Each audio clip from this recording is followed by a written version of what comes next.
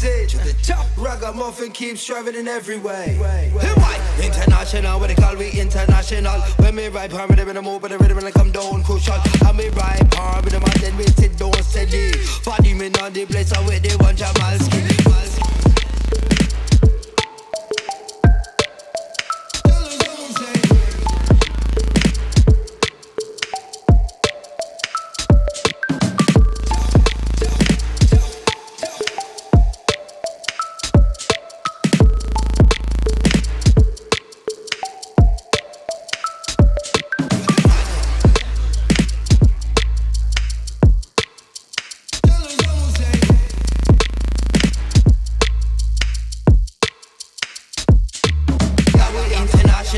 We are the general. We sit up on the rhythm and over the mic incredible. I'll be right palm rhythm and a move, but the rhythm I sit down steady. Every ragamuffin you do, I feel rock and follow it.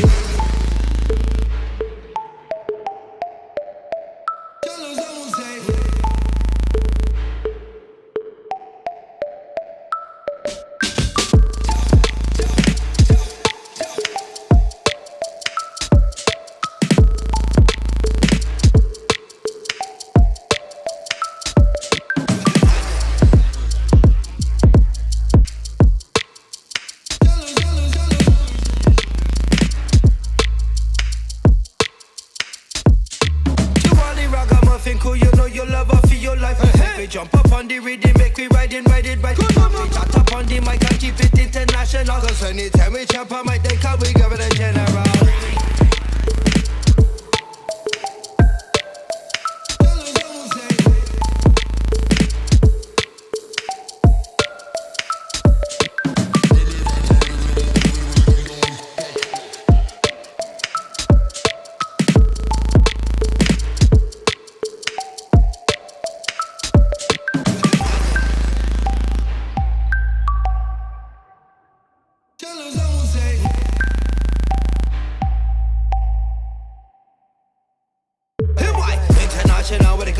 International, when me ride palm rhythm and I move, but the rhythm and I come down crucial. And me ride palm rhythm and then we sit down steady. Body me on the place, I with the one Jamalski.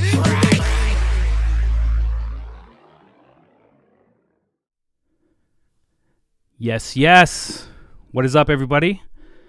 Let me know in the chat if you can hear me. As usual, I'm Joshua Casper here with Plugin Boutique, and we've got an extra special dev stream for you today because we're going to be talking with Cory Goldsmith from iZotope. He's a PhD and was the lead product developer on iZotope's newest product, Neutron 4. So if you got any questions for me or for Cory, obviously, along the way, at Plugin Boutique in the chat, and we're going to ask him live on stream. But you can expect nothing but intense information from Cory because he literally built this plugin. So everybody join me in welcoming Cory Goldsmith. How are you, Cory? Hello. I'm good, Joshua. Yeah, I'm excited for this. I'm excited to dive in and show y'all some stuff. Yes. Yeah. Tell us a little bit about Joshua yourself. Said, Oh, yeah, okay. Yeah. I was just about to do that. So perfect timing. We're on the right wavelength. I'm Dr. Cory Goldsmith. I was the lead developer on Neutron 4. We were a team of I want to say 5 or 6 developers, 3 quality assurance engineers, sound designer, product manager, a few user experience designers, and we were just really happy with what we came up with. I personally live in Boston, where iZotope headquarters is. I'm from Atlanta originally. I had a stint in Colorado as well when I got my PhD. And I'm also an iZotope user myself. I've been producing music for the better half of a decade. I mostly make techno and what else? You know, that's the important parts about me. And I'm in Toronto right now on vacation. And just excited to show everyone what we built and answer people's questions. Oh, so we're taking up your vacation time. This is awesome, man. Thank you so much for doing this for us. Oh man, this is I love to do this. So this is perfect for vacation. I'm excited. We're excited to have you. So You actually already answered one of my first questions that I had lined up, and you're talking about a 12-person team on this project, essentially. I think you said about 11. Yeah, something like 11 or 12. It's hard to count right now on the spot, but every single one of those team members was super vital to this product, and I just want to give them a shout out because I really had the best team on this.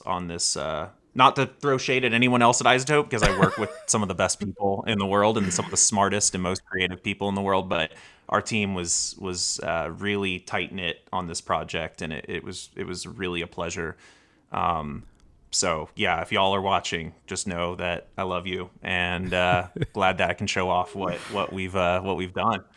So, are there always projects working in parallel at iZotope? I'm assuming yes. So you've got your 11, 12-person team, and then there's a whole other team working on something else. Is there any crossover on the team members, or are you all just like laser focused on whatever the product is you're developing at the moment? Yeah, it's a good question. I mean, also it's worth mentioning that, at iZotope we have a lot of shared code. We have, just for example, anyone that's familiar with our products, like there's an equalizer in Neutron, in Ozone, in Nectar, and there's no need to recreate the wheel, right? So like we have code that does some common DSP or common UI sort of things. And so everyone's contributed to that at some point. So it's really like a massive team effort as far as the code base is concerned. But to answer your original question, yes, we usually have teams working in parallel. Like for instance with RX, that takes a team that's more dedicated to like the post-production side of things and like the audio repair and edit. And then we have 2 teams that work on music-oriented products. And then we also have a cloud team as well as like, a maintenance team. So there's always something going on, but we all communicate and collaborate, and we're not siloed like that. So we're focusing on one particular project at a time, each team, but we're always in communication with each other, trying to learn from each other, helping each other out where we can, especially when there's that shared code sort of thing like I talked about. Maybe the best person to answer the question you have isn't on your team, so you need to kind of shout into the void and see who has a good answer. Exactly. So you said your iZotope's based in Boston now, obviously. Is everyone back in the office, or is there still people doing remote work? So we actually just opened up the new office right in downtown Boston last week. I was here in Toronto, so I didn't get to celebrate with the rest of the team. But the office is open now, but it's kind of a choose your own adventure sort of thing. If you want to work remote, you can. So last week, I'm on vacation now, but last week I was working from Toronto. And anyone from iZotope will tell you I love my remote work because it allows me to travel and do music and still work with the team during the week. So it's basically we're still trying to figure out now that the office is open, like how we're going to work, but it's going to be more or less a hybrid environment because we also have people who work in Germany, who work in California, who work in Atlanta, work all over the place. So we've done our best to make it work so that we can have this sort of hybrid environment and still do our best work. Well, just checking out Neutron 4, I've only had a little bit of time with it. You are really doing the best work. It's such an improvement from 3. And it, not only technically and what it has built inside of it, but just visually, I really dig the new style as well. Have you been working on Neutron since the first iteration, or did you come in sort of halfway through or anything like that? No, so I've been working for iZotope since April 2019, and Neutron the first. I was actually, it's a funny story. Neutron is my sort of my bread and butter because that's what made me want to work for iZotope. I was an Alloy user back in the day. Before Neutron. Neutron was kind of like the whatchamacallit, the Alloy was Neutron's predecessor. Let's put it that way.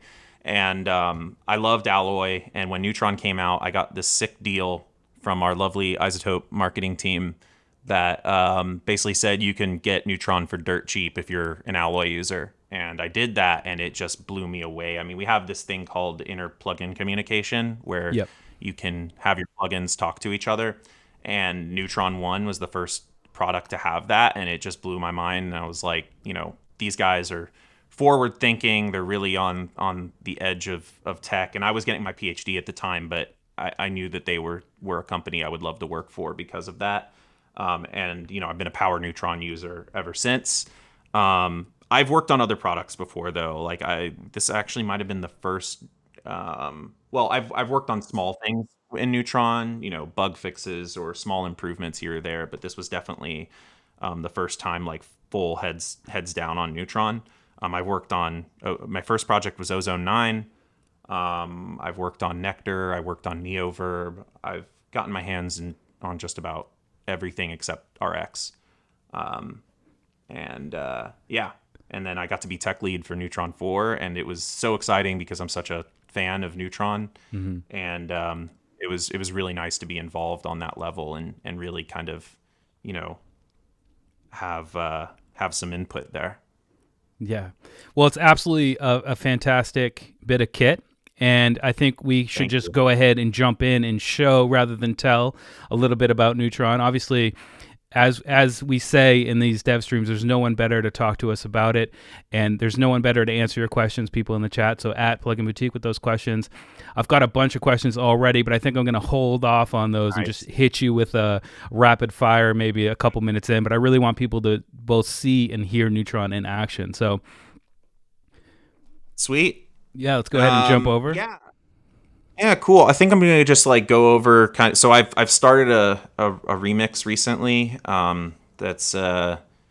There's a track by an up and coming UK producer named Bex, and then a new alias that's coming out for a known producer out of Canada.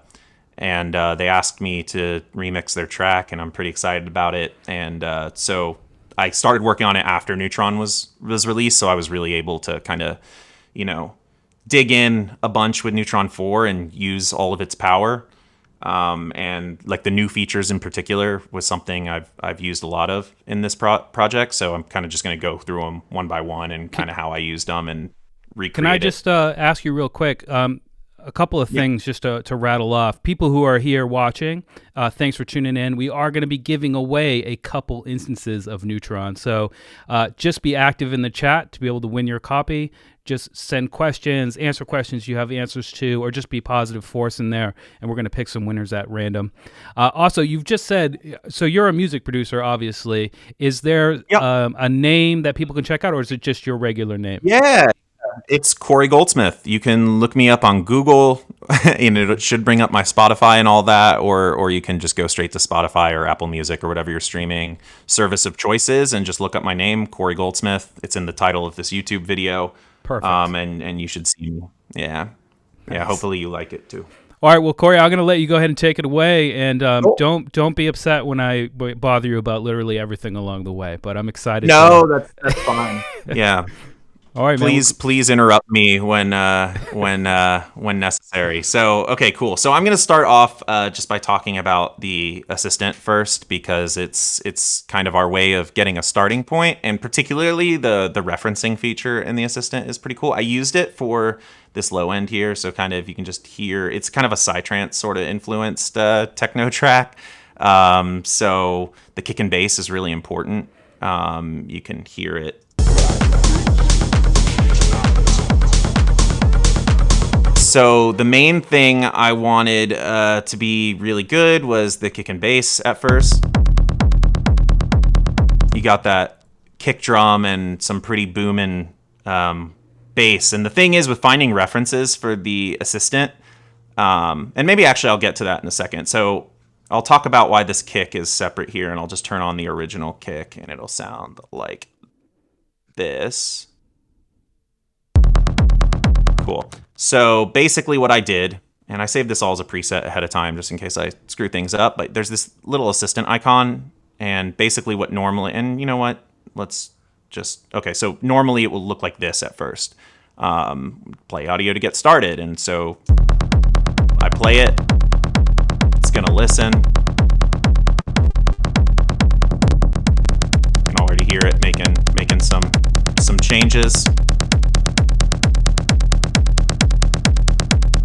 And look at what we have here. Okay, so it's detected that this is drums, but I kind of want it to match, my own sort of thing I'm going for. And since it's like a psytrance sort of influence thing, what I did is, and this is like my preferred way to use our referencing feature in case y'all are wondering like what the best use of it is. I won't say it's the best use. You can really throw anything in there, but this is how I personally like to use it, which is I'll just take a part of a track I like, which has the sound that I want.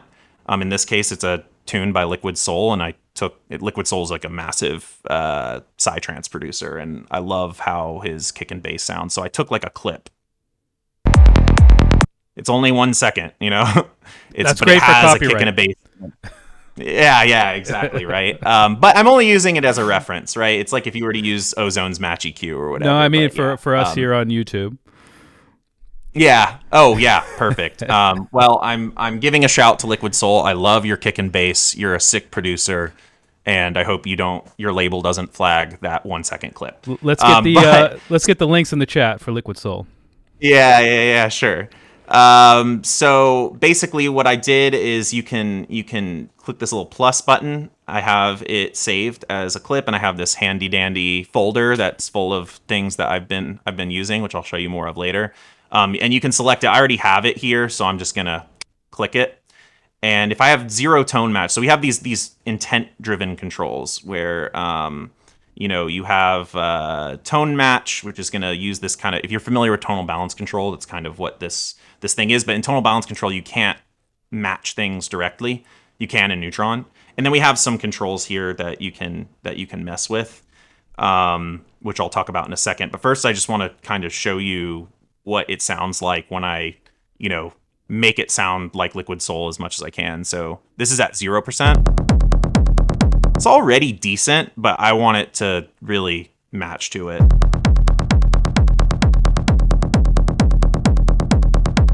You can kind of hear how it's sort of tamed the low end a little bit and made it a lot clearer. So once again, at 0, at 100, I think I want to hone it in around like 83 or so. And then what I'm going to do is I'm going to kind of just, oh, that's an emoji keyboard. I'm going to kind of just screw around with these controls. So we have a width control. It's kick and bass. I don't want it too wide, but I actually end up usually controlling that outside Neutron on the individual layers. So I'm fine on width right now. We have distort, which has trash mode, which I'll talk a little bit about later because that's something I'm really excited we added in Neutron 4 is some things from Trash 2, which is a older iZotope plugin that everyone should know and love. It's a very popular one, and we threw some DSP in there. I'll show that in a little bit. And then there's this new punch compressor technology that we came up with for this release that I'll talk a little bit more in depth with later. But right now I just want to, play around, find a starting point, and then I can get on with the rest of my mix. But it's nice that we can kind of personalize what the assistant came up with. So basically with the punch compressor, up means expansion, down means compression.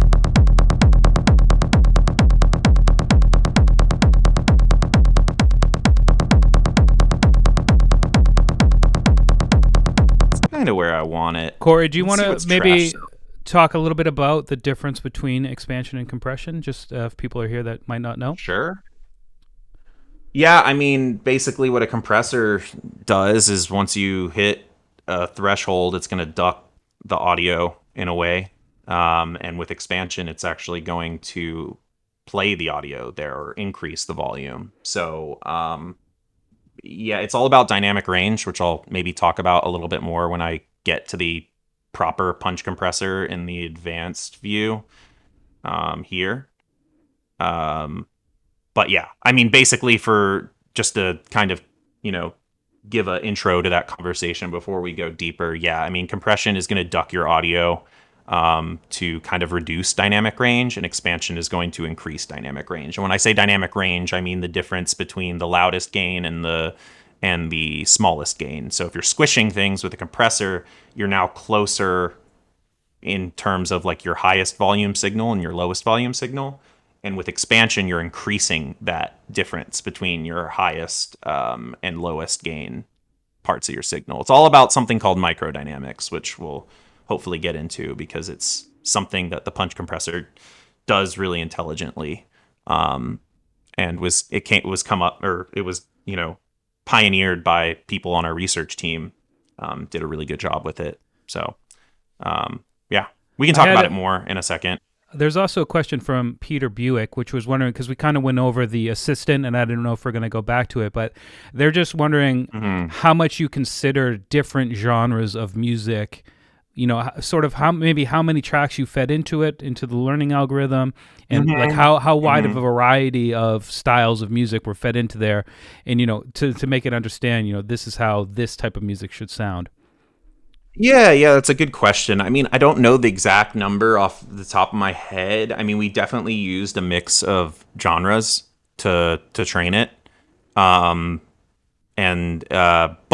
that being said, the referencing feature is there for a reason, right? It's like if it's not doing a good job with your chosen genre, then, make it figure out your favorite genre kind of thing. Yeah, nice. Yeah, and that's why the referencing feature is so cool to me. But it does a really good job with most things, like especially like vocals and drums. But like for instance, like guitars are a hard one, right? Because you have various types of distorted guitars, you have clean electrics, you have acoustics, you have classical guitars, and that's a little bit like of a hard case. And so it's not like, for instance, with guitars, it's not always going to get exactly what you want with it, because there's just such a huge range of how you make guitars sound.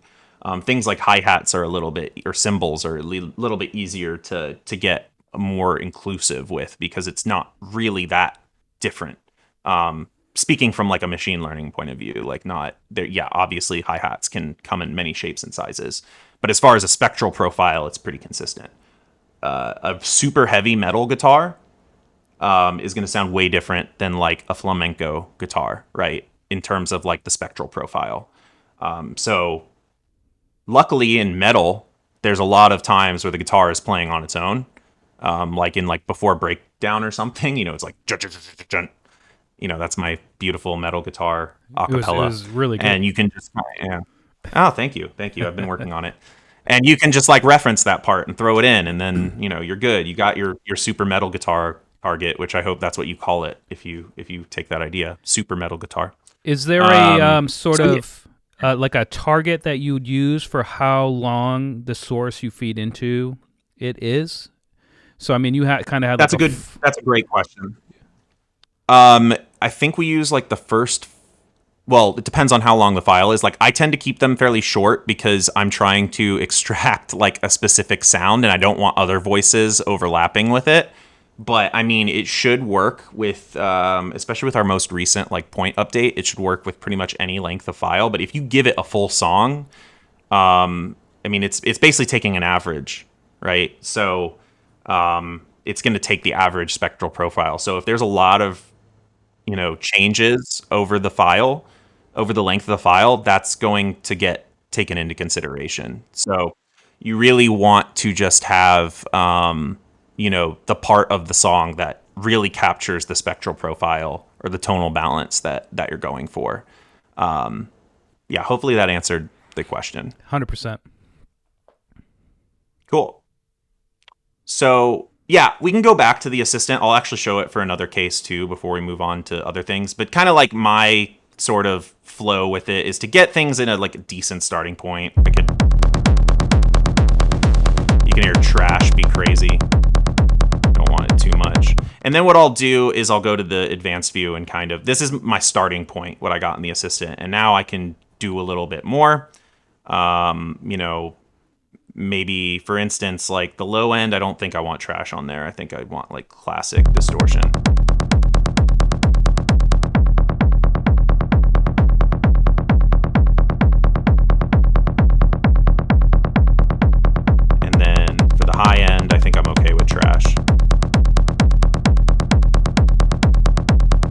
have this, high shelf. I'll duck that a little bit, and then maybe use like a dynamic EQ around here just to kind of make it not too clicky. Yeah, and then I'm good, and I can go on and do different things. I think I even like saved a preset for what I did before. We'll see how much it changed since I did it again, but it's pretty solid. And I mean, what's worth noting here is in Sculptor, which we had in Neutron 3, but now there's this assistant target that was learned from the assistant view, and there's also this pre-EQ that is kind of linked to what we did in the assistant view, and that is just going to dynamically match to the target that we learned in the assistant. There's some character settings that we learned. This is kind of mapped from the macro view I used in the assistant view, and the punch compressor. So yeah, maybe sure we'll actually, let me just show one quickly, just like the referencing feature again, because it's so awesome, and then we can talk about detailed view stuff. But it's also worth noting here, what I eventually did, well, no, I'll talk about that when I talk about the punch compressor. Sorry, I'm all over the place this morning. But yeah, so one other referencing feature I want to show, which is like super cool. I mean, it's the same feature, but it just worked really freaking well. Where's that lead thingy? Not lead pad. Okay, so I have this breakdown later that sounds like this. Loop it. Like a big old super saw, right? And there's this track that if you listen to trance music, I mean, like you definitely know, because it's like the most overplayed song ever. But Above and Beyond made it several years ago. It's called Sun and Moon, and there's like this huge lead synth line that happens in it that sounds something like this. And it's iconic and it sounds amazing. And if you like want like a cool saw synth, then like, okay, yeah, I want that to be my reference. And so I recorded like a little spot where it's just the synth, and without this, you're gonna like lose so much respect for me because it sounds so much worse.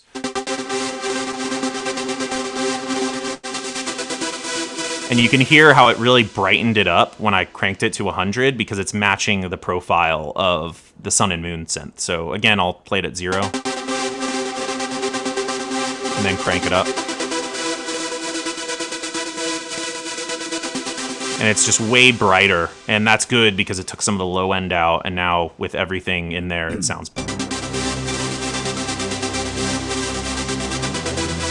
It just really stands out on its own now because they knew what they were doing when they made that synth, and they knew it would stand out above everything. So I have a question. Yeah.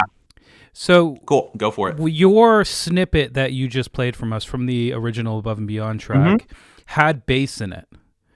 Is there a way or first of all, did you remove that bass before you fed it in? Did you just feed it in completely? Or is there a way to tell Neutron to not listen to a frequency range, like, the sub end or something? Like, how did that process work? Or is it just happen to work perfectly in this instance? Yeah. So I actually cut out the lows beforehand so that it couldn't get the lows back. So did I you was do kind that of like, in a separate, I just did that with an EQ feeding into Neutron, so that it can try. As you can see, it will try to get some of that bass, but it doesn't have that signal to work with. Right. So like if you have nothing to boost, then you can infinity time. Well, okay, I'm not going to start an infinity time 0 discussion, but the math friends on the stream will understand why I don't want to get into that. But if, say, I take a really large number, like 1 million, and I multiply it by 0, it's 0, right? So in this case, if I give it something really small, it doesn't matter how much it boosts the bass, it's never going to be present. So I kind of tricked it in that way. Okay. Or not tricked it, but just basically didn't give it enough to work with. However, to answer the actual question, I mean, you can use these handles in Sculptor to kind of cut it off, but the pre-EQ will still make changes to the low end, which is why I cut out the lows beforehand because So is of that that. So that's an improvement we could make. Yeah. Is that Sculptor before the analyzation process with the assistant? No, so basically I started with a blank chain here and I learned, right? And then it just made the chain for me. So that's why it's kind of like it's good to start with the assistant view if you want to use the assistant and get a good starting point, and then you can go into the detailed view and mess with what the assistant gave you. I mean, that's one thing I just love. I'm totally biased, obviously, but I love the kind of workflow that we do with this, where it's like, okay, get the broad strokes and then get into the details. And it's also a good education tool, right? Because you can kind of get something that's sounding all right in the assistant view, and then you can be like, oh, but what did it do to make it sound like that? And then you can really dive in and see exactly what's happening. And there you go. And then Nice. you can make it's like generating your own preset, and then you can get in the nitty gritty and really dial it into what your song needs to sound like. And hopefully you learn something along the way from it. And you wanted to kind of really hit home that fact that this is meant to be a starting position to where you might want to go rather than the end all be all. Right? Yeah. I would not like, I've seen YouTube videos out there even, I think I was talking to you about this beforehand, where, people are like, just like run the assistant and are like, how does that stack up to a professional mix? No one is claiming that it will 100%, be as good as some of the best mixing engineers in the world. I mean, it's a starting point. So it might be a time saver, but it's not meant to fully automate everything, right? Like it's not going to take away jobs from mixing or engineers, or in the case of master assistant and Ozone, it's not going to take the jobs of mastering engineers. Right. My personal view on it is that AI is, it's not at that point, and it may never get to that point because there's so many personal decisions you have to make based on the track you're working with that is hard for an algorithm to kind of have that nuance. But it can do a pretty dang good job of getting you to a starting point that's sped up your process a little bit, and a custom like the referencing point. part, Yeah, custom starting point. Yeah, there's the marketing point. Yeah, and then that's the target library, right? Like you can get your custom references and stuff in there, and then you have like a more personalized sort of way of guiding the assistant. I mean, it's an assistant, right? And when you think of an assistant, you think of someone sitting in the room with you, helping you out where you need it, and working with you, not for you, if that makes sense. Yeah, 100%. We got another question from the chat from Alexander, who has, it's actually a great question, is can you listen to a reference of audio inside of the DAW, or is this something you have to like drag and drop from, outside the... Great question. Yep. Yeah, great question. You do have to export it. And in the assistant view, you will, when you click this plus button, it'll pull up your Finder or whatever the equivalent is in Windows. I forget what they call it nowadays on PC, but either way, that's why I have like a folder where I'm just throwing the references in there. What I've been doing is I've been trimming a reference in my DAW, and then I export just that trimmed part and save it into that folder. But yeah, you can't do it directly out of your DAW. You have to save it to a file. And that's good because then we can store these, right? If we were just streaming in the audio, like you would save a spectral profile or whatever. I mean, no, that's not actually necessarily true. Take back what I said, but I will say that it is 100% true that you have to have it in like stored as a file somewhere. Good to know. Yeah. Good question. Anything else before I move on? This is a good chance. Yeah, let's just bang out some of these. Okay. People asking what to expect from Ozone 10. If you just want to let them know that that's not going to happen today. I am not allowed to tell you anything like that. So I'm sorry. If I was allowed to tell you, I would, but I'm not. So, I apologize. But yeah, I don't want to, make anyone upset at work about me. Yeah, lose your job over posting spoilers. Yeah. I mean, this is fun. I'm glad you guys are tuned in, but I don't want to lose my job over this. So Just I'll subscribe to just say Plugin Boutique. lips are sealed. Yeah, Subscribe to Plugin Boutique, and I'm sure We're gonna do another one. I'm sure they'll have a video when the news is public, and another live stream. if there is news. Exactly. Someone's asking, Riptide L's, does your tone match use an aggregate of what you consider the best sounds of a particular instrument? Good question. We have a department of wonderfully talented people called sound design. And, when you think of sound design, you think of making sounds when you're producing. But actually, their job includes finding amazing and high quality samples that we have the rights to use, and curate that to teach our machine learning. So have the rights to use. That's a key part. So no one is stealing info from your tracks if you didn't give us permission to it. I just want to make that clear. But yes, it's they're handpicked more or less by very experienced sound designers who say, wow, this has the qualities that we want. And then we'll also sometimes take qualities of what we don't want to see if our machine learning can recognize that something is bad or good, and of course that's somewhat subjective. But for instance, if you have a hi-hat with some low end in it, that's probably not going to be so good, right? That's like the easiest example to pick. But once again, I'll just say, you don't have to trust us if you don't want to. Use your references, I think that's why the referencing feature is so powerful in Neutron, because you don't have to take our word for it. I can tell you can probably trust us, but you're not going to trust me saying that about myself or people I work with, obviously, because I'm biased. So, try it for yourself. See if it works for you. We have a 10-day free trial, and if you hate it, you don't have to buy it. I hope you don't hate it, but if you do, you don't have to. And I think that, if you don't like the targets that we have curated, then, give us your own, or give Neutron your own one, and then you don't have to worry about that. But I've been rambling, and to answer your question, yes, the best that we could do is what we got. Nice. That's pretty much always going to be the answer to that question. Someone named CyberPosix is wondering, what's your personal favorite feature of this newest version of Neutron? Unmask. I don't even have to think about it. Yeah, we're going to get into that in a little bit, yeah? We're definitely going to get into Unmask. I love the referencing feature as well. I love the punch compressor. I love trash, and I love the new Tame and tone in the exciter.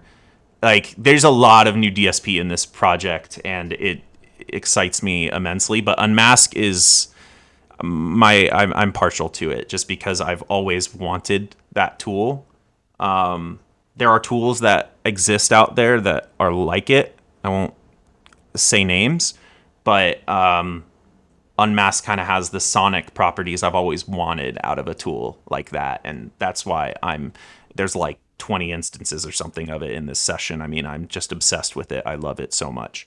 Okay. But I also just love Neutron 4 so much. So, but yeah, if I had to choose one, Unmask would be my choice. Wow, You're getting all the long-winded answers from me today. It's all right, man. This is why we're here.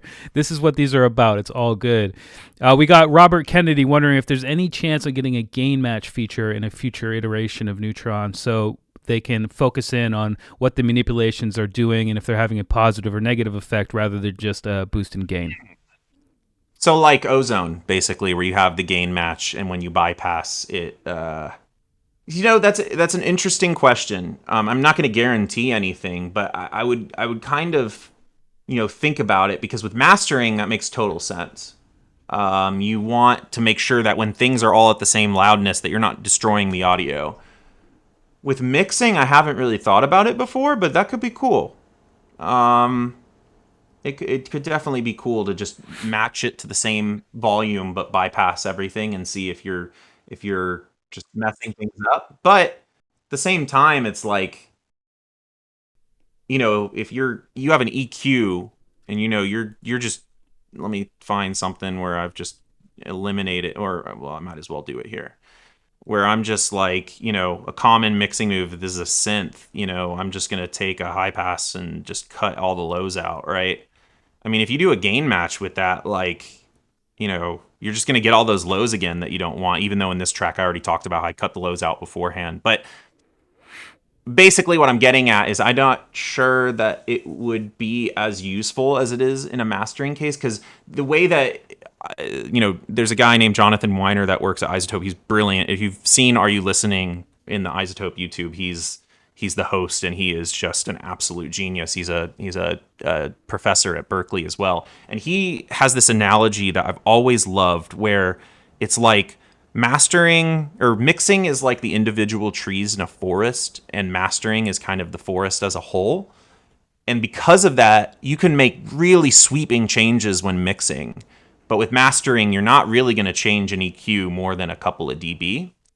I mean, you can, but in general, that's usually, you're not trying to make massive sweeping changes. So because of that, the gain match feature in a mastering context kind of makes more sense to me. But that being said, it's a cool idea and it's noted, and I might hack around with it one day when I have some free time and see how it sounds, because that's definitely a cool idea. And I'm just kind of thinking out loud because it's an interesting idea, and I'm just trying to think it out to myself. But just give Robert Kennedy some credit there in the Yeah, no, definitely. I mean, that's a great question. I mean, Robert obviously knows that we have the technology, because they were alluding to Ozone's gain match feature. And so it is a very valid question. Like, if it's in one of your other products, why isn't it in this one?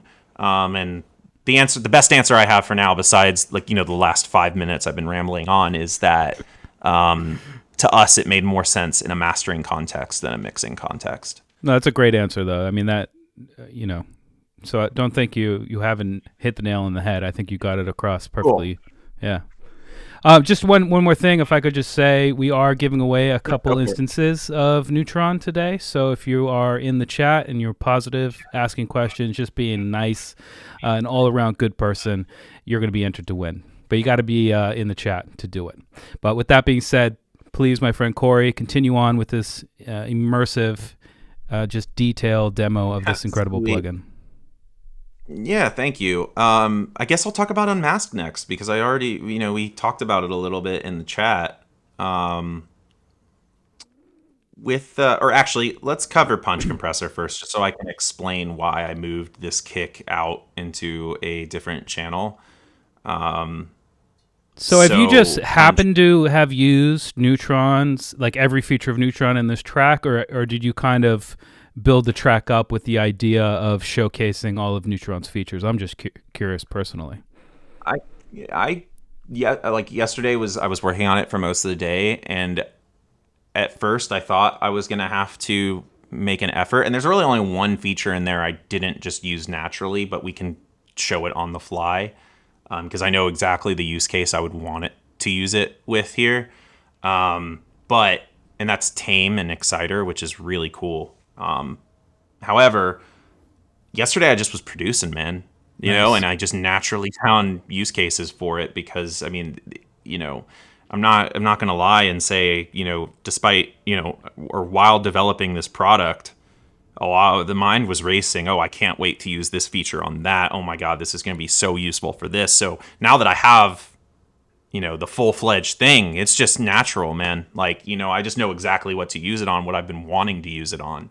And so I really didn't have to try. I mean, you'll see a bunch of plugins in my session from other developers, right? It's not like if I wanted to really make it all about Neutron 4, I could have just used Neutron 4, but that's not authentic. It's not how I would personally use it. Because, it is somewhat of a jack of all trades, but, certain plugins have different sonic characteristics that you like, or, lower lifting at certain times, because Neutron is, it's a beast. It's a Swiss Army knife, and sometimes I just need a screwdriver. I don't need a Swiss Army knife, So, yeah, anyways. I didn't try, but it just naturally came because I know what it's good at. I know that very intimately because I've known it since it was just a wee baby, and now it's a full grown thing. Yeah. Nice. Yeah. So punch compression. This is new DSP. It's not in anything else besides Neutron 4. And yeah, it you can see, so this is like a modern compressor looks like this. It's the same that we've had before, and there's also an oscilloscope now. It's cool. Oh, there's a high pass filter on in that part, isn't there? Either way, let me go here. Nope, not there. What am I doing? Here. Okay. So, this is your modern compressor with like a threshold, a ratio, attack release, makeup gain, a sidechain if you want it, all that sort of stuff. What the punch compressor does is it kind of eliminates, it's like an easier way to compress, and it has its own unique sound. And basically, like with this knob, it's like up is expansion, as we talked about before, and down is compression. And what it's doing is essentially looking at microdynamics, and the way it's working is, on a high level, it's looking at the short term. I don't know if you can see my hands. I feel like Ricky Bobby. We can see you. It takes yeah. Okay, cool. It takes like the short term dynamics, like the gain difference, and then the long term. Like you can think of LUFS, for instance, if you're familiar with mastering, and that's kind of like a scale of measuring, dynamics over time.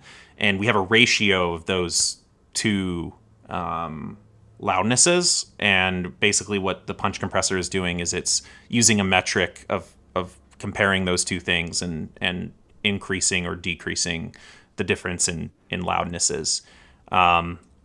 And yeah, what it ends up doing is like making it so you don't need a ratio or a threshold, and it just kind of automatically detects it. So like, for instance, and you can kind of see on the metering what it's doing. So that's like your compression. The kind of like coolest thing about the punch compressor, in my opinion, and this is like one of the greatest things I think about Neutron 4, is like you can use it as a sound design tool, which is pretty sick.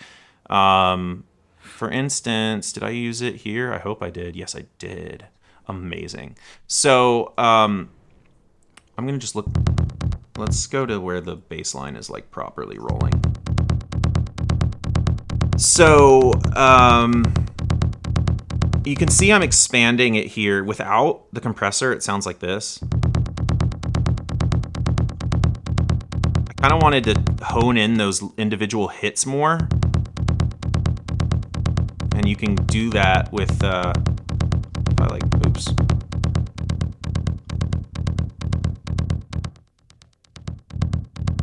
You can like, you just have like a lot more control over the individual hits. And it's kind of like a sound design tool in that regard. You can also kind of use it as a gate, because a gate is more or less just an expander with an infinite ratio, similar to how a limiter is a compressor with an infinite ratio, or however big infinity is on a computer. So like, that's a really cool part about the punch compressor, is it's like, it doesn't even just have to be used as a compressor properly or an expander, but you can kind of use it to sort of as like a transient shaper, or as like a gate, or any sort of, sound design sort of avenue you want to take with it.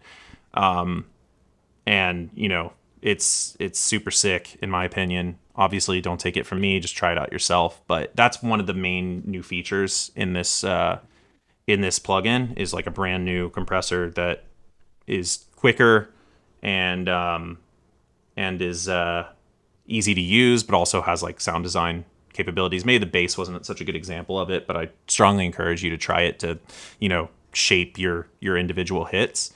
And then I can come to my, maybe this isn't a positive thing to show, but it makes sense if I explain why I did this. So with the kick drum, I ended up bouncing this, moving it to its own separate thing, and copying and pasting like one hit. And the reason behind that is the one downside of the punch compressor, which, I'm being fully transparent, right? Trying to gain credibility points, is because it takes those long and short term loudnesses and sets a ratio with it. And you get this with compressors too sometimes. So it's not just the punch compressor, but like, a lot of compressors that have look ahead or whatever. The first hit is going to be like way louder, and then it kind of learns from the consistency of the sample, and then you get into a steady state. So I don't want that first hit to be way louder than everything else that's not consistent, and you want a kick drum to be super consistent. So what I did is I bounced it and took the hit from when it was consistent after the first hit and put it into its own audio file. So that's a really easy workaround with it, is to just, bounce, have it play for a while, bounce it, and take the parts that that work for you with that punch compressor. So, like that's something that people do from time to time, even with like traditional compressors. So maybe that's not surprising to many of you, but I did want to explain that just to, in case you come across that problem yourself. Oh, well, Cory from iZotope told me this easy way of getting around it. That's a great tip, man. Whatever. Yeah. Hey, thank you. I'm trying to be useful, so it's nice when I can think that I am. You're crushing it. You're absolutely crushing it. Oh, thank you. I try. But yeah, so that's the punch compressor. You'll also notice, oh my God, so many features to talk about. I also have Unmask here. And actually, I'm going to switch that to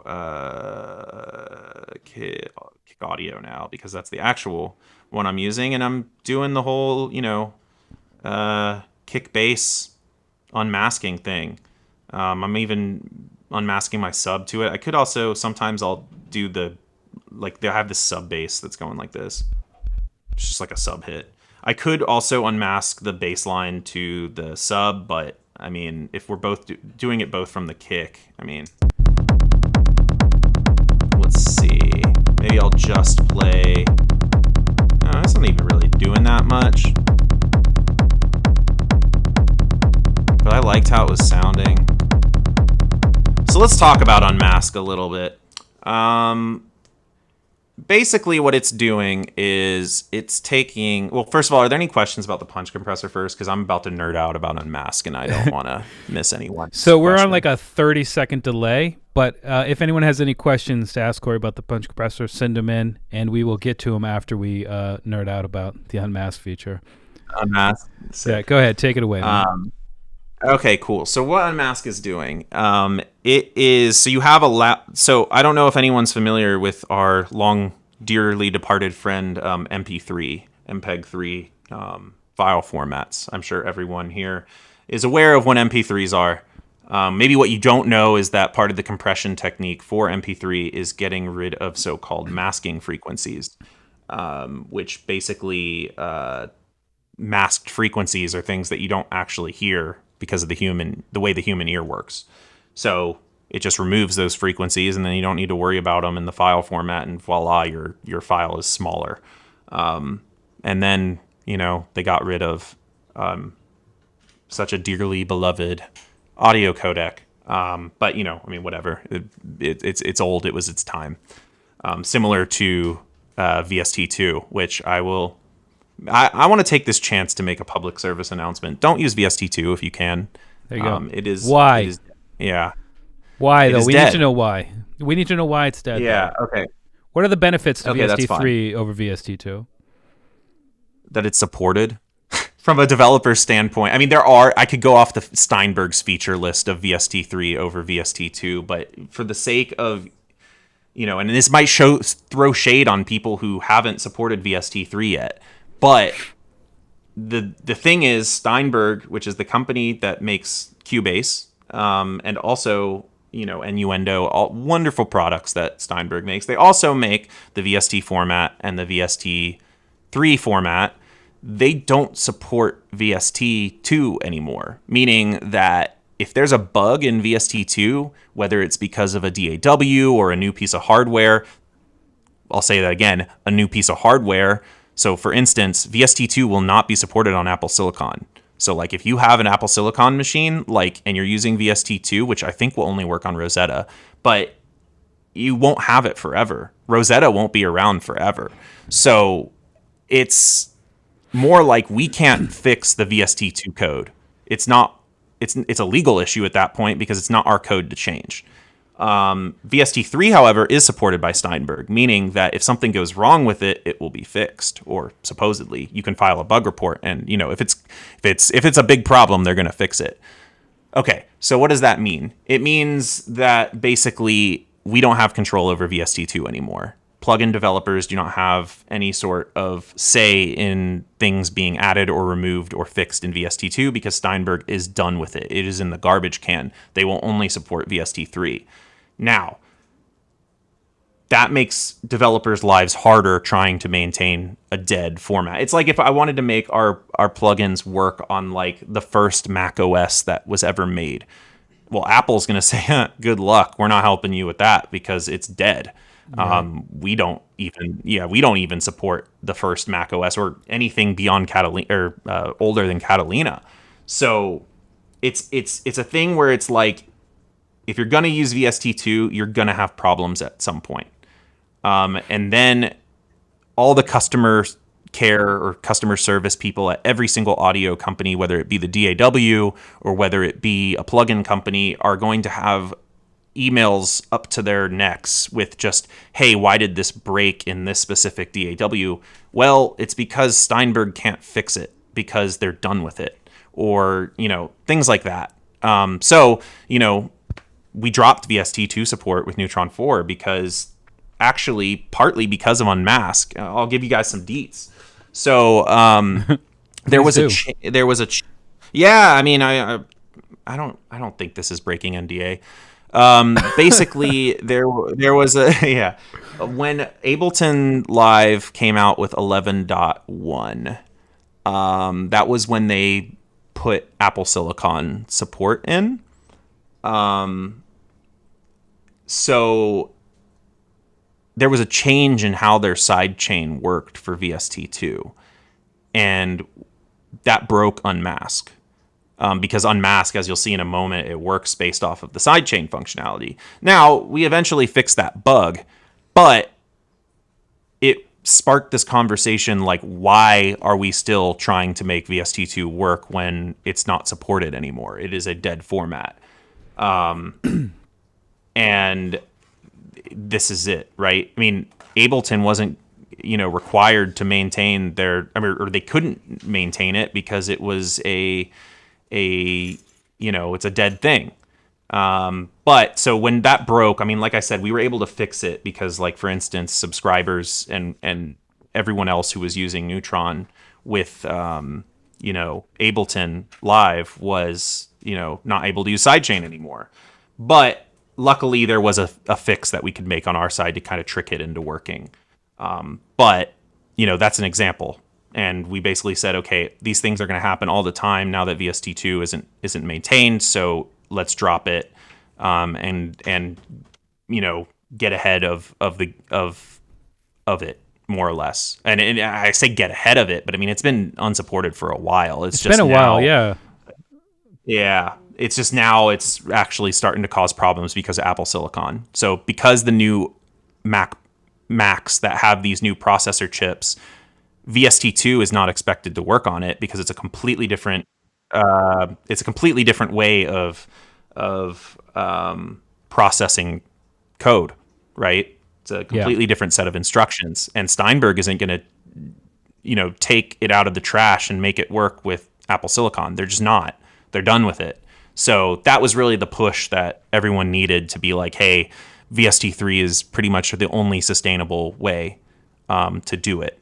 And there are things that are able, like Cubase, for instance, I think will convert VST2s to VST3s, so to like maintain session compatibility. But that's also Steinberg's DAW, so of course they did. Yeah, that's got to be. I mean, buggy, there's I can't imagine that's an easy, like, just flip a switch and it just does it.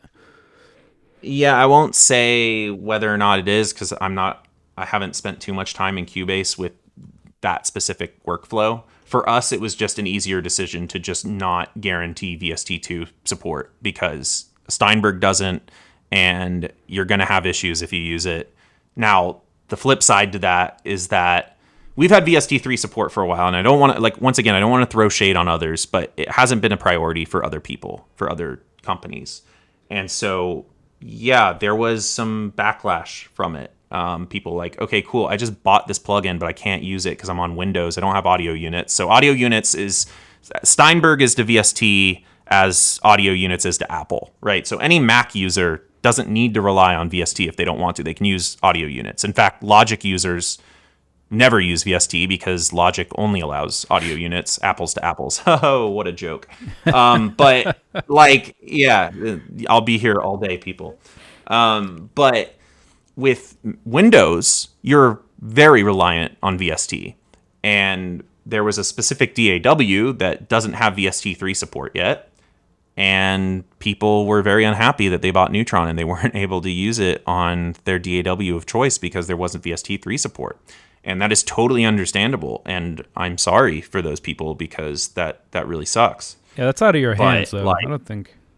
Oh, it's out of my hands. I can still feel bad for them, though. I mean, that's unfortunate. But this is basically what I'm getting at. And the whole point I bring this up is like, just use VST3 when you can, because it's going to make your life a lot easier when no one is using VST2 anymore. Yeah. Or use audio units if you're on Apple and you don't want to change from that or use VST3. With Apple especially, you need to stop using VST2. Like, just straight up. Because you're going to lose all your sessions when they take away Rosetta mode, is more or less the issue at hand. Yeah. Unless there's some magical thing they do with VST2 to VST3 like Cubase does. But I'm not totally like the person when it comes to this sort of like core level plugin stuff. But I mean, that's basically my warning to everyone watching this stream, that, you know, there will be problems with using VST2. It's like, you know, and we talked about MP3s earlier when we were starting to talk about Unmask before I got on this long rant about VST. But yeah, I mean, it's important, and I want people to know it because I don't want people losing their, you know, for me, my music is like my children, right? And I care deeply for my projects. I don't want to lose them. And I have some hacks that I do on my own personal machine right now to keep VST2 going if I need to, but eventually I will like lose things that have VST2 on them when Rosetta goes away. Like, that's just, you know, how it is. And it'll be a sad day for many a producer or audio engineer, but it's going to happen. So, you know, start migrating your stuff to VST3, save a preset, load it in a VST3 plugin, freeze it, flatten it. And be good. Freeze and flatten it. That's always a good solution. Yeah, I just, you know, if you get screwed over by that, you know, you'll be like, okay, well, at least, you know, Cory warned me. So it's my fault, not his. Yeah, I don't know. That was a really long discussion about VST, but like, yeah, I mean, it's needed to be had. Yeah, it's a discussion that needed to be had. And I've been telling my friends who are producers this for a while, and they still don't listen to me. But that's not necessarily always their fault or mine. Sometimes, once again, I won't mention specific companies, but there are companies that don't have VST3 support for everything yet. And so you don't really have a choice until they do have that support. And once they do, that's when you can start migrating. Yeah. Well, that's it. Yeah. Let's talk about masking feature. Unmask. Yeah, Unmask. All right, cool. These things I do have control over. So I was talking about how MP3s like cut masked frequencies to save space.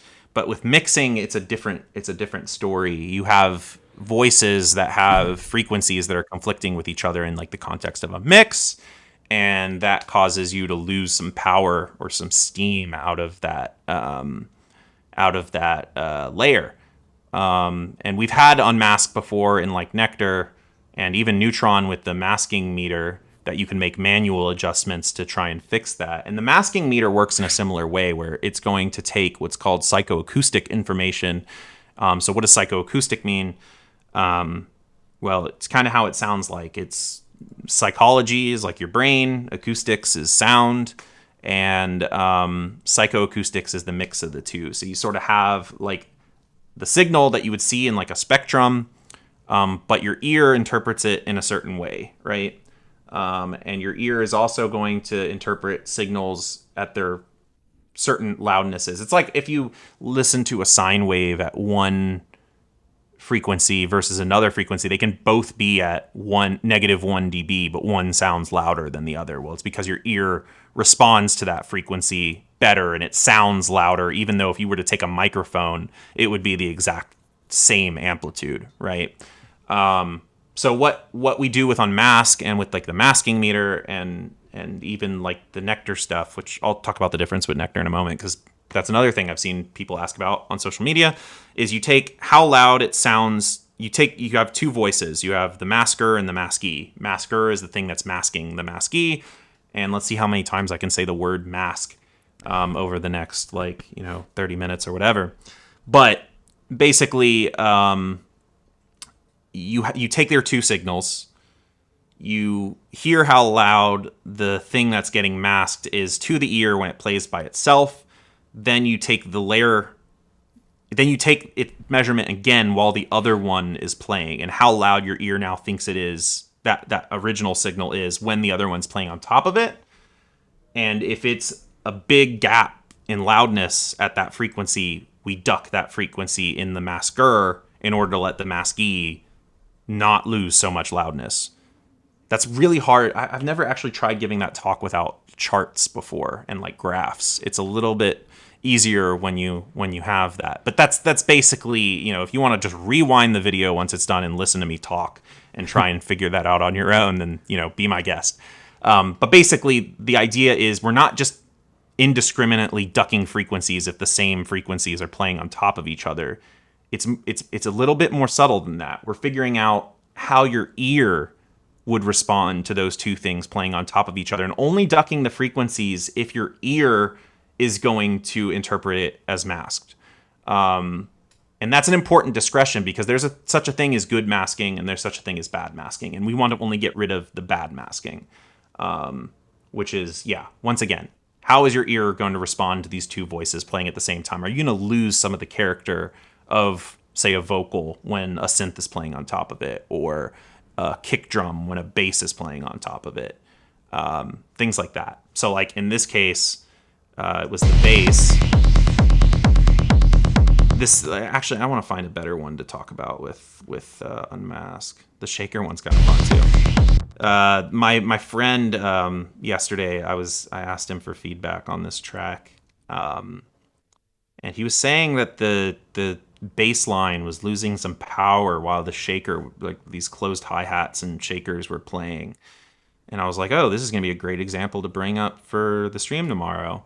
So basically what I'm doing here is I'm unmasking the bass from the shaker, because I don't want the bass to lose that power when the shaker is playing. And so I sidechain routed the bass into here. The bass is the thing that I want to shine. The thing that has Unmask on it is the thing I want to duck to get out of the way of the bass. And it's funny because it's actually the high-end content that is psychoacoustically masking the bass somehow.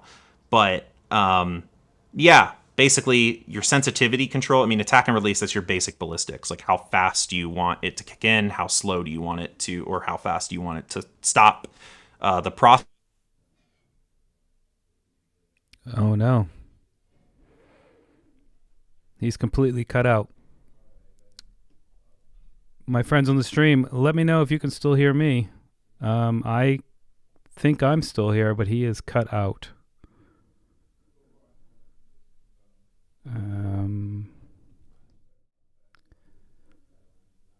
So I'm not sure what has happened, but if you can hear me, let me know in the chat, and I will try to get Cory back online. Oh no. Okay. Yeah, so I'm still live. I can see me here. I'm not sure what happened with Cory. I'm gonna I can see you in the chat now that you can hear me. His feed just completely stopped. I think maybe the people from VST2 heard what he was saying. But just bear with me. I'm gonna reach out and see if I can't get him back online, all right? So don't leave. I do apologize, and I'll try to get him back. Just give me a minute, all right?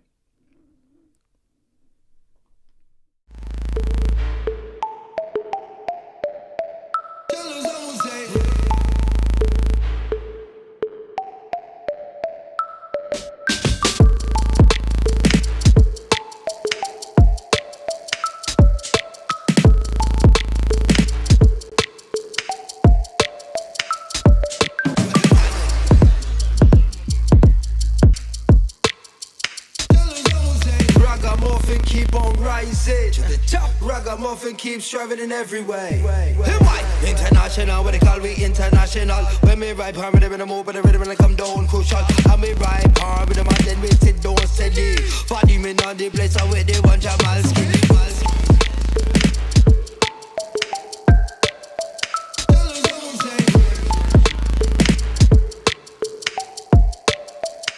If I'm back on, We're back on. Yeah, we're back on. Cool. Sorry about that, people. I am in Canada right now, which is not where I live, and I'm just gonna blame Canadian internet. I'm sorry. I'm kidding. South Park I'm did it just first. kidding. Yeah, South Park did it first. I love Canada. That's why I'm here. So yeah, hopefully we're back online. I don't know where I cut off, but more or less I was talking about how unmasking works, and that I'll just start from like me explaining the controls because I think that's where it cut off. But anyways, the sensitivity is like how sensitive are your ears to pick up that loudness loss, and then the amount is how much you're ducking. So here, the purple signal is the sidechain signal, the gray signal is the signal of the shaker, so the purple is the bass. And you can see that in the high range, the shaker is masking the bass. And so we're calculating that and ducking the high end. If I turn the sensitivity up, it'll kind of change the profile. And then the amount will just say how much it's ducking.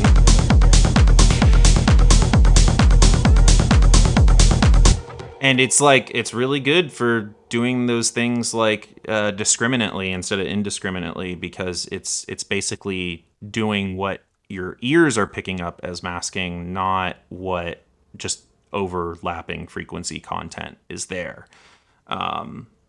So yeah, I mean, you can do it with kick and bass, you can do it with vocals, and I think I did it actually with that lead synth I was showing you before that I did the sun and moon reference on. I wanted to unmask that from everything else. I have this bus that's just not lead. So like in this breakdown, oops, where is it?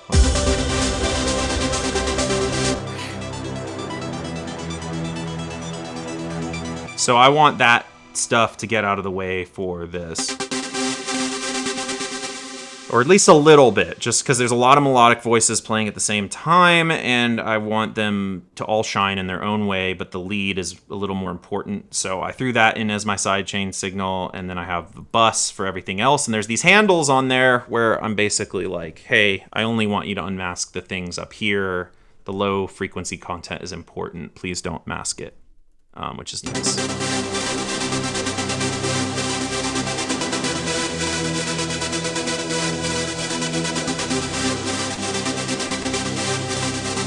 Yeah. So, I mean, I could talk about Unmask for a while.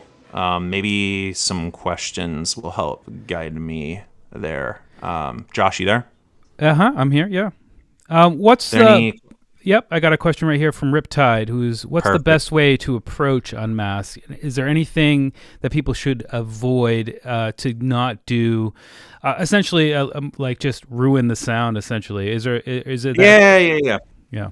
That's a great question. What I tend to do is I tend to do this top-down approach, especially with sensitivity, because sensitivity is going to affect what frequencies are detected as masking, because like there's essentially a curve from psychoacoustic research that says, you know, if there's this much loudness loss at this frequency, that's bad and you should duck it. That's a simplistic way of saying it. But if you have more sensitive ears, that curve that you're comparing to basically changes. So it will change what frequencies are being masked. So what I tend to do is I tend to crank it all the way up and hone down until it sounds decent. So like, you can see it kind of got narrower, and then I'll tune in the amount.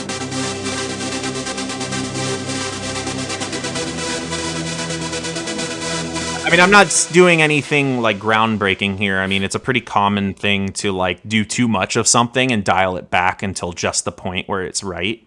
And I think it works specific technique works really well with Unmask in particular, especially with kick and bass. So let me show that real quick. That technique works really well with most things, I find. Yeah.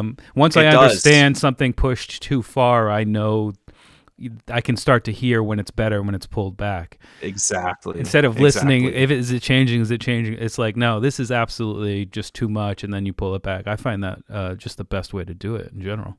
It's extremely powerful. It's actually a philosophy that I tend to have when we're creating these, and it's not up to me, it's up to sound design, but of course they have a similar sort of opinion where it's like you should allow people to. There's two reasons why you should allow people to do too much of something. One is exactly the reason we're talking about. And the other one is because people can be creative. We can't anticipate every use case that people are going to use our plugins for. So might as well allow them to get weird with it, and then they can do something cool that we just didn't even consider.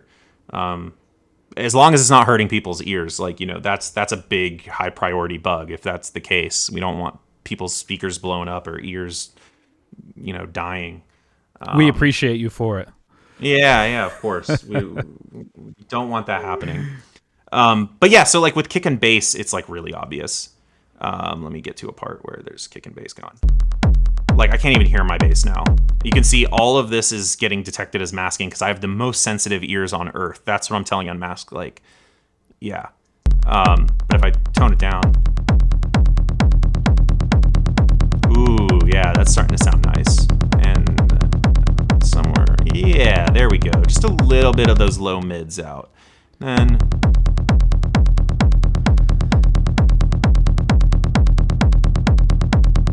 yeah, I'm liking it about there. Doesn't need too much. So, I mean, and I just did that in and I increased the release because I don't want as much ducking kind of thing.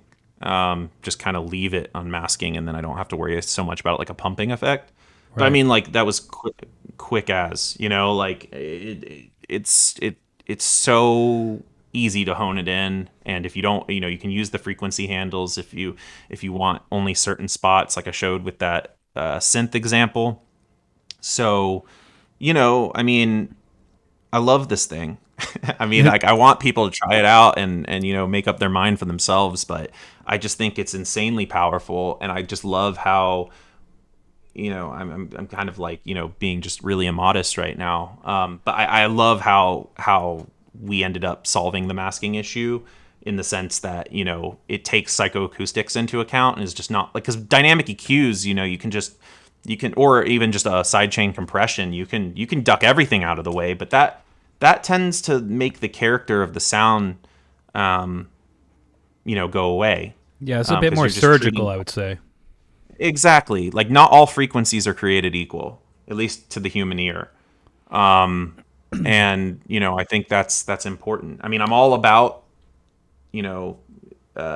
equality, but when it comes to audio frequencies and mixing, there's some discrimination to be had there. Wow, that was a really bad analogy, but like, well, what I'm saying. Yeah. Riptide L has another great question, and is just wondering what are some of your top sort of pairs to look at unmasking on, or trying to unmask. So like the kick and the bass would be an obvious first example, but are there two other things that just kind of synonymously are masking each other usually?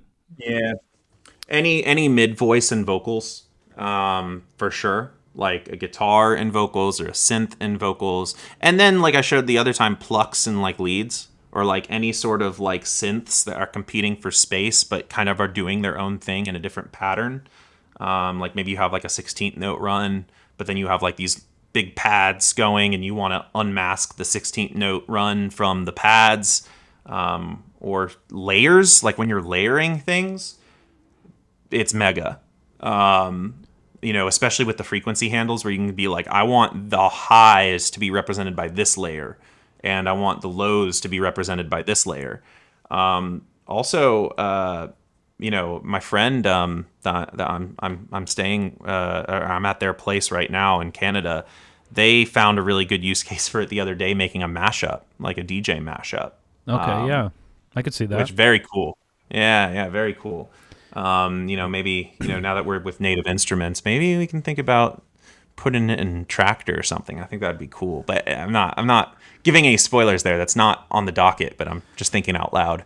Tractor Pro. There is one. Oh, Tractor Pro 3 available now in Plugin Boutique as of, I think, last Friday. Check it out, 50% off. There we go.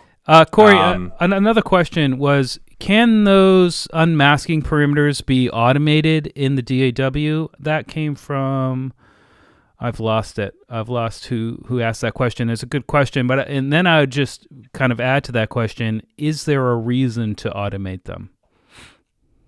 Yeah, it's a good question. You can.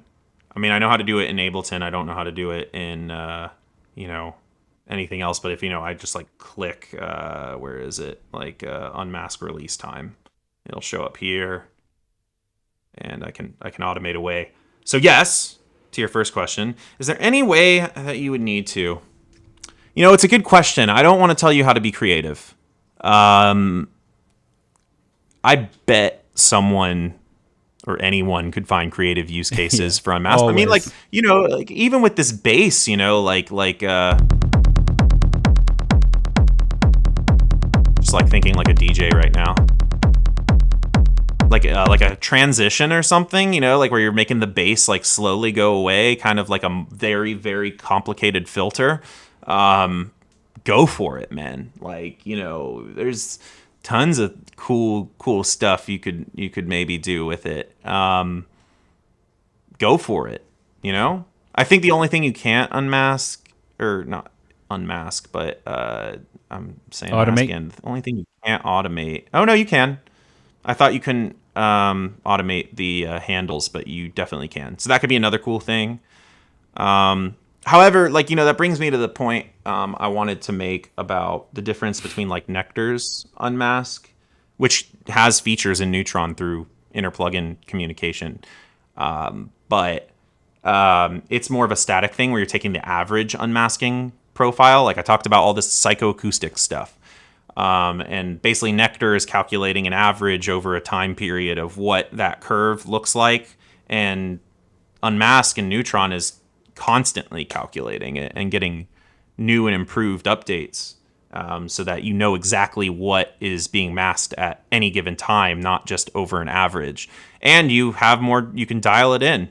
You don't have to do what we tell you. To a certain extent, and you can kind of tone it in a little bit. Now, the main difference there is, and we were talking about this beforehand, Joshua, but might as well bring it up now in case it comes up, is, why Sidechain then instead of like, what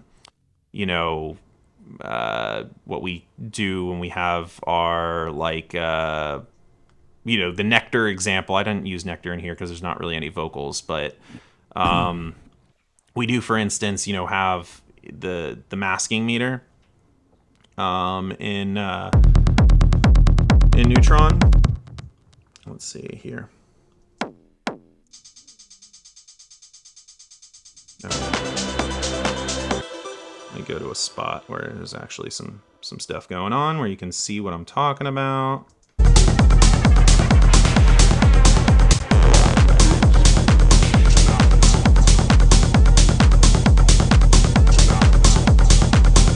What's happening? Well, it's funny because I have Unmask on, so of course it's not going to like notice it. But yeah, you can kind of see the thing. It's telling you, hey, you might want to fix these because it's masking there. And we can do that with any iZotope plugin, right? And so, one thing people have been asking, I've been seeing on like YouTube or whatever, is why didn't we do that for Unmask, and why is it Sidechain? Why is it not IPC? So once again, old Cory is going to give you some details. Strap in. Yeah, strap in. So, basically, Sidechain is reliable when you don't make the DAW yourself.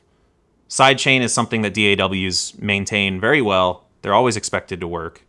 And you immediately get the audio information right away. With sending audio data over IPC, you kind of have to go behind the DAW's back. I hope none of the DAW companies are listening right now. I'm kidding. They know this because they don't, support it. So basically, there's a chance, because the DAW is in charge of how the processes are scheduled, more or less, and like what does what, when, where, how, and we don't have control over that unless we were to do some crazy like virtual audio cable thing in the background to ensure that our signals took precedence at certain points. But then any update to any DAW at any time could break that. So we can do it with like offline things like our assistants. We can do it with metering data and averaging things because we have the time to do that. But when it comes to like real-time audio processing, like you need for a so-called secret sidechain, you need that time now and predictably. So, if it was through IPC, it would probably be completely unpredictable, and we don't want that. There is some latency in Unmask, I think like 22, 33. There's a little more in this one because I'm using a few things that have latency. But Unmask, I think, has like somewhere between like 20 and 30 milliseconds of latency. But it's always that. We know exactly how to compensate it, and so does the DAW. But if we were doing something behind the DAW's back, like that's unpredictable, and you don't want that when you're trying to unmask things or have any audio effect in real time. You always want to be able to know exactly how long it's going to take to do it. But with sidechain signals, we know we can do that. So hopefully that clears it up for anyone. I think it makes sense. That. Yeah. Couple more questions while we're on unmasking. I didn't see who wrote it in the chat, but someone asked, is masking ever a good thing, or is it always a negative thing? No, that's a great question. There is good masking. There's 100% good masking. Because you don't, there's like constructive interference, right? And that can cause things to blow up. So sometimes you want to tame things a little bit. There's also things that like you don't want to hear necessarily that are masked out. You could consider the MP3 compression an example, a case of like good masking. It doesn't matter as much, so we don't need it. But yeah, 100%, like there is such a thing as good masking and there is such a thing as bad masking. And what our model does, we hope, is only gets rid of the bad masking. Because the other thing is, if you have a voice that's way louder than the other one, like say you have a lead vocal and a synth, and the vocal is already way louder than the synth, and we want the vocal to be way louder than the synth, then the vocal masking the synth is not a bad thing because, we want the vocal to be the focus. However, if the synth was masking the vocal and it's taking away from the power of the vocal that's supposed to be this lead thing, then that's bad masking, and we want to get rid of that, right? It's stuff like that, right? That's kind of like the simplest examples of like good masking, is if something is supposed to be masking the other thing because that's the way that the song was written, that's good masking. Gotcha. Hopefully that makes sense. No, it makes sense, yeah. There's also the inevitable CPU question, and I see that in this project, your CPU, what's that, 50%? Yeah, it's hovering at like 60 something. But I've seen each one of your channels has not only at least one instance of Neutron, but just loads of other plugins. Can you kind of speak to what someone might get on like just maybe a few instances of Neutron and how it's dealing with the CPU of your computer? Yeah, that's always the question, isn't it? It is. So and I do have some channels frozen here, but none of them have Neutron on them. So like all the channels that have Neutron are there. Also, I'm on an M1 machine. However, it's in Rosetta mode, so it's not the full capability of the M1. Because of the VST2 things we said earlier, and there are plugins that I like to use that are VST2 only. I could use audio units, but like I'm a creature of habit. And so I've been running in Rosetta until I have to use native because it's still pretty quick. But just saying, I am using an M1 machine, but I'm also tying an arm behind its back. So it could be better. However, yeah, the thing we're always going to say is like if you throw audio stems into a session and just use Neutron, then you're going to be fine. It also depends on the machine you have. I think the thing I had issues with my old computer as an iZotope user was mostly like the graphics, like slowing down the EQ signals and stuff like that, which is going to happen if you overload the UI. That's Cory. That's actually built in. That's a feature, right? Like that it will degrade the visual before the audio as just a feature of the plugin, correct? Or is that something the DAW does? It's a general rule of plugin development. We don't allocate on the audio. There's like threads, right? And threads meaning like different parts of the processor. Like you can do parallel processing. And we have the thread, like the main thread that's responsible for the UI, and the DSP thread, which is all the audio stuff, right? And we can spawn more threads to do various things, whatever. But basically, what you're saying, and yes, this is a thing that pretty much every plugin company should be doing, is that you can handle dropouts on visuals. You cannot handle visual, or you never want dropouts in audio, right? Because that's that's the key thing. So yeah, it's basically we want the visuals to fail before the audio fails. Exactly. You don't want anything to fail. We want everything to be smooth, but if it's going to be something that isn't smooth, we'd rather it be the spectra and like the very dynamic metering versus the audio. However, we don't want any of that to happen. So we're constantly trying to optimize and make things as quick as possible. But again, like not all machines are created equally, and we try to test different types of machines, but usually it ends up being, if your computer's a certain, age, it's just going to get worse with time, right? Because the more you can do, it's like with iPhones slowing down and stuff, the apps become more complicated because the machinery can handle it. But then the older phones are going to slow down because they can't handle the new stuff. I'm not saying that's our philosophy. It's just kind of like a thing that happens over time. But yeah, okay. So let's get back on topic. Yeah. I think I was going to ask. Yeah, when did Neutron 1 come out? How long ago was that? Neutron 1 must have come out in like 2016, I want to say. And I think it's only gotten better in time with performance. I would hope that's the case. I mean, we are adding features, and certain things are going to be more CPU intensive than others. Like Sculptor and Unmask are probably the heaviest lifters. The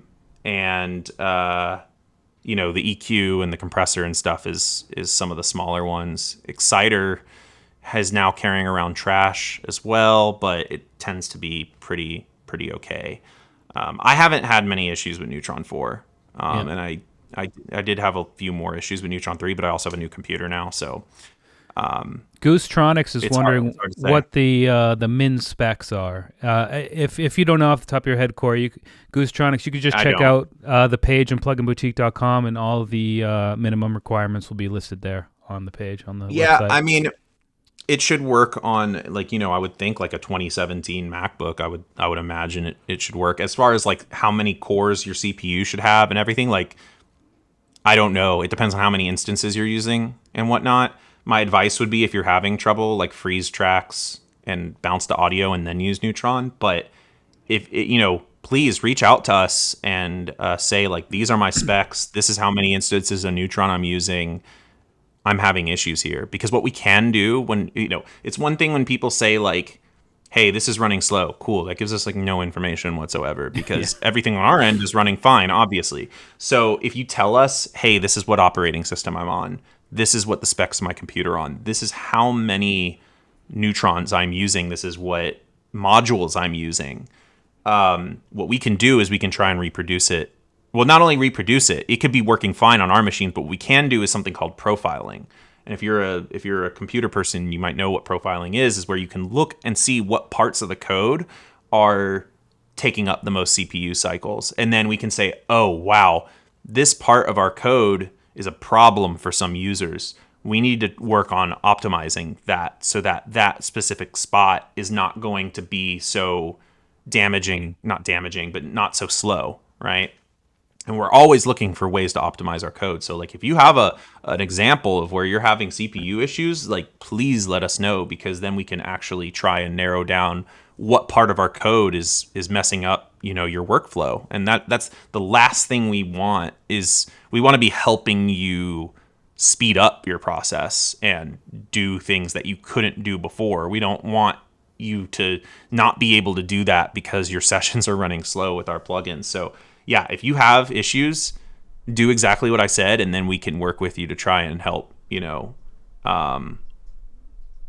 it out. Help those. Yeah, figure it out. Exactly. But if we don't have that information, it's really hard to know exactly what is going on. That's just kind of a rule of life nowadays. Yeah. I mean, if you're trying to reach out to any support, you're going to get the whole form of, are you using Windows? You know what I mean? What version of Windows? Every little thing matters, which it gives, hats off to you for creating such a complex piece of software that is really well optimized for so many different computers and operating systems and DAWs. Like everything matters, and I can only imagine the task in front of you when you're trying to make it work well on everything.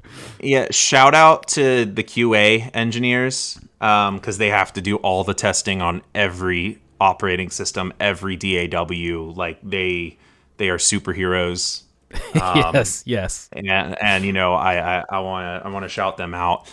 It's always it's like we eventually will, or sometimes we'll get bugs. Like I like to develop on a Mac, and then sometimes we get a bug that only reproduces on Windows, and it's like, oh, now I gotta fix this on Windows, and you go away from the environment you usually like to use, or it only reproduces on this operating system or this this DAW, and then you have to install that DAW, attach the debugger, and do all that stuff.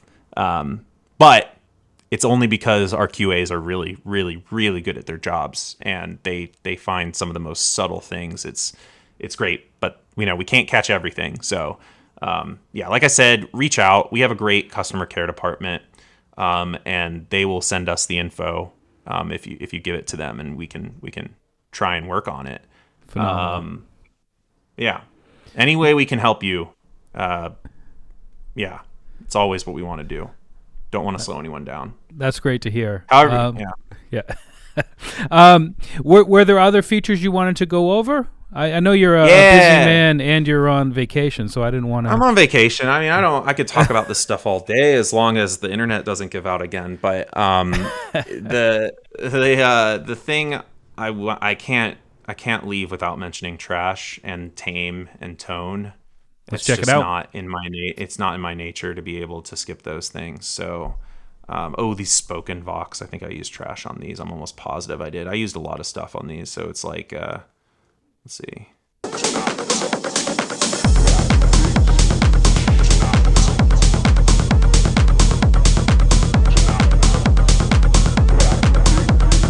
What did I use?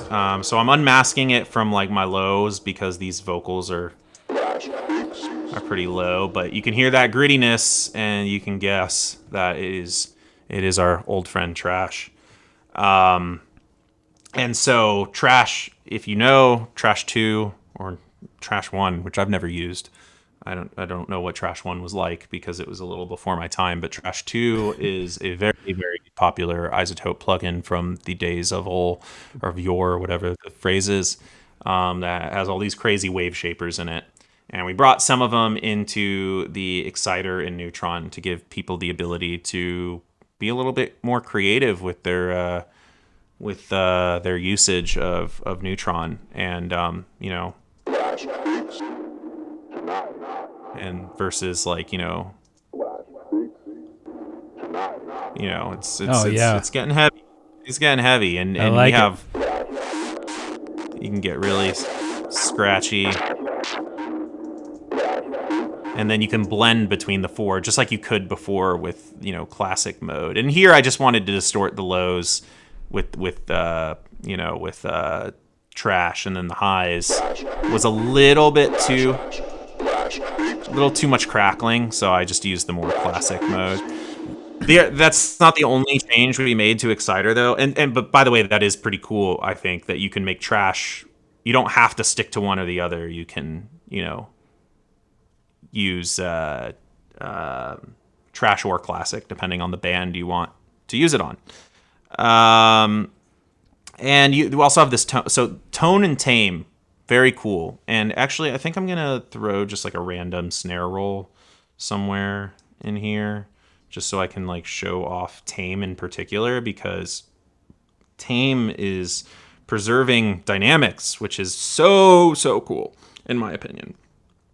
So yeah, now you're gonna get a look at all my my samples just fine. While you're doing that, Edgar Barranco is asking if AVX is required to run Neutron 4. I don't know what that means, but hopefully you do. ABX? AVX. AVX. Yeah, I'm sorry, I don't know. I don't know what that is either. I want like a crescendoing like roll. Is that crescendoing? No, it's not. Pretty steady. Yeah, it's pretty steady indeed. I think I know a place to get a roll. So I'm going to go to here, and then there's like a snare build effects. That's what I was looking for. Yes. There we go. All right, so let's take this lovely snare build. And oops, I have like a stool that's holding my keyboard and mouse right now. My travel setup. Nice. So I'm gonna throw Neutron 4 Exciter on here. We go. Yeah. So what Tame is gonna do is it's going to, and it works on either trash or classic mode. It's just wrapping the whole Exciter. It's going to preserve the dynamics. Like normally, like you have to hit the threshold where it's gonna clip in order to get that distortion. And what Tame is doing is it's basically making it so that you're going to get that distortion and that dynamics, like it preserves the dynamics. I mean, that's more or less the best way to explain it. So versus like there's no increasing of volume there. It's like all flat, right? Versus that's dynamic, right? Like I'm sorry, I love Tame. I think it's one of the coolest features ever. Don't be sorry. Yeah, no, I'm not.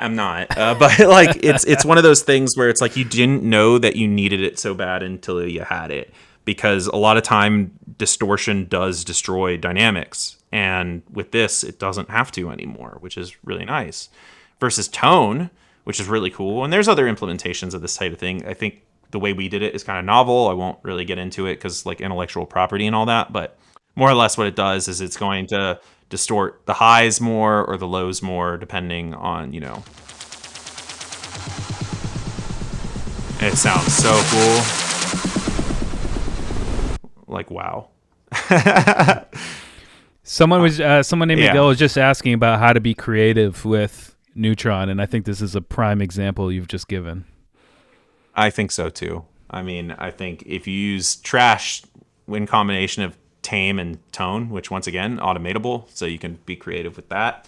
And also, I didn't really give a good example of it before, but like the punch compressor is definitely another way you can get creative with it, or the transient shaper. But with the punch compressor, it's like you can, I'm going to go into single band actually, just to make it easier to show. So like,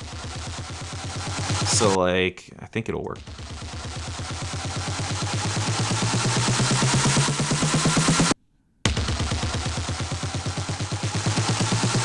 like you can just like you can really, maybe this isn't the best sample for it, but you can really, you know, shape things better, and automating it can lead to really cool results. Yeah, I think punch compressor and trash and tame and just exciter and punch compressor, I think, are basically the two ways you can get really creative with it. You can also, you know, people were saying before, they're like, oh, well, what happens if you automate Unmask? Go for it. Like, that sounds like a really cool way to get creative as well. Anything with automation is always going to be a fun experiment. What else? Yeah, I mean, it's like you said, Josh, that's the trash stuff is really the best way. But there are definitely other ways, and I encourage you to try it out and I'm sure people will. Yourself.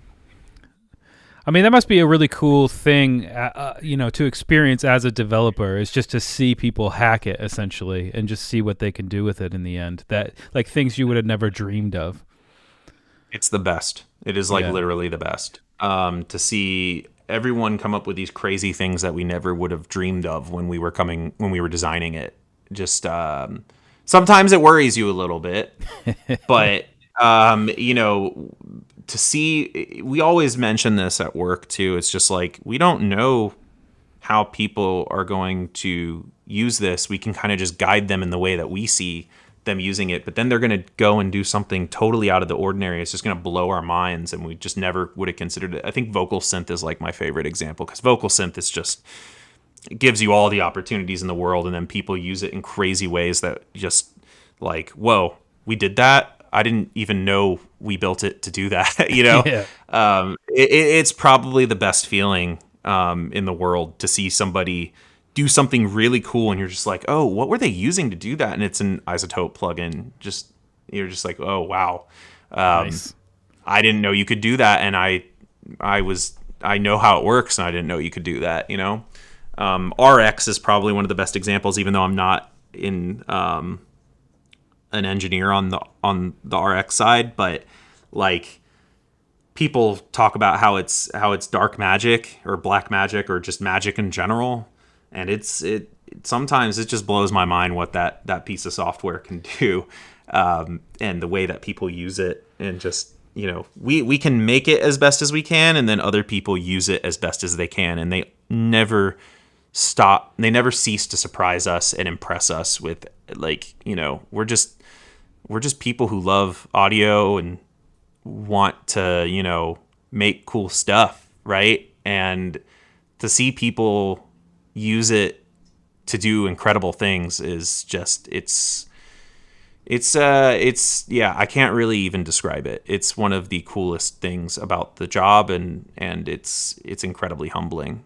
It's kind of like when you, like, you know, if someone enjoys a song you write, you know, as a DJ, you know, there's no better feeling than seeing someone or a dance floor go off to like a song that you wrote. And I think it's a similar feeling for me personally when I see people do really cool things with plugins that I had a hand in.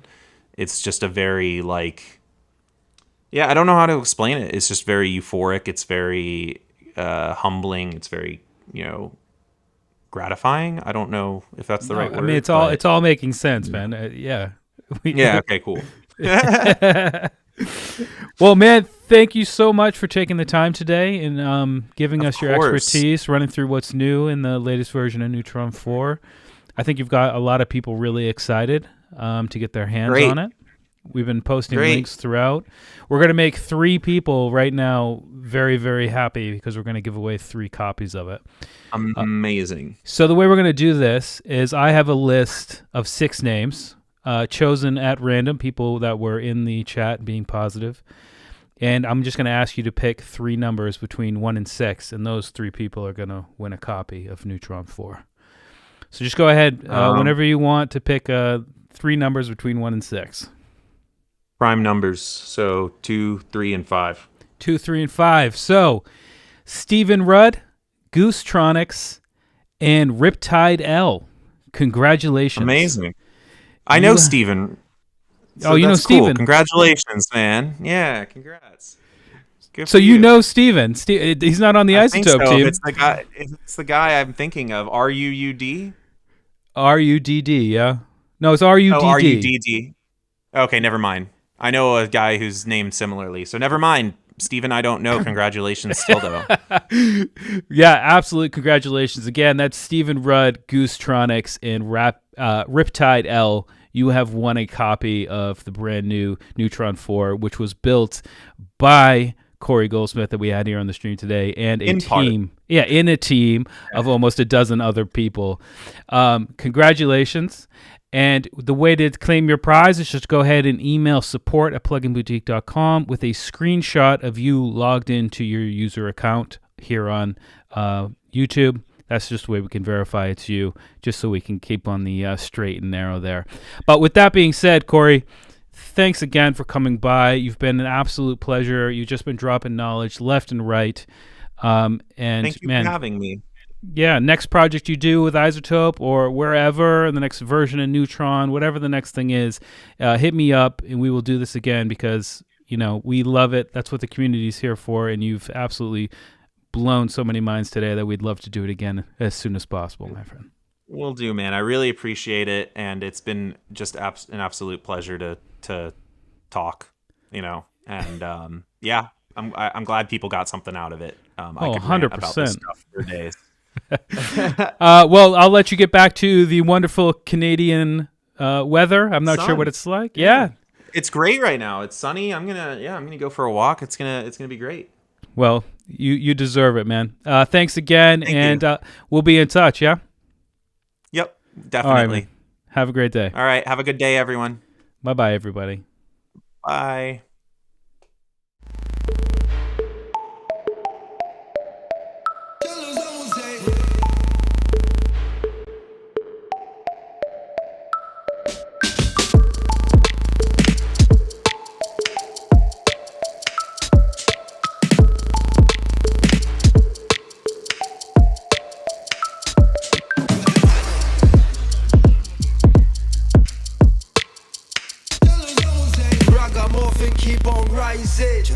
Ragamuffin keeps striving in every way. International, what they call we international. When me ride palm rhythm in the move, but the rhythm and I come down crucial. And me ride palm rhythm and then we sit down steady. 40 men on the place, I with the one Jamalski.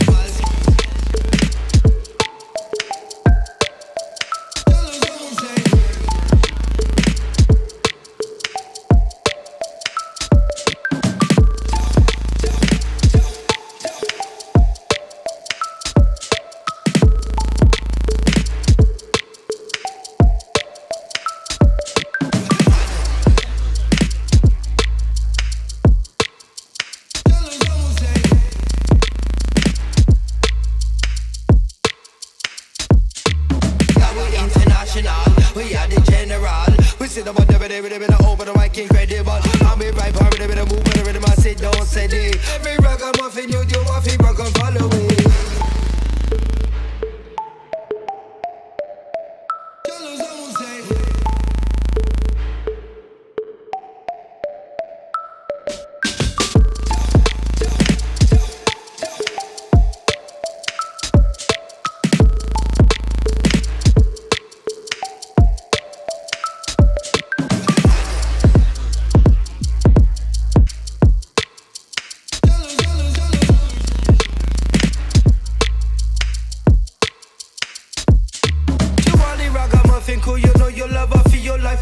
Jump up on the rhythm, make we ride it right. Chat up on the mic and keep it international. Cause anytime we jump on mic, they call we governor general.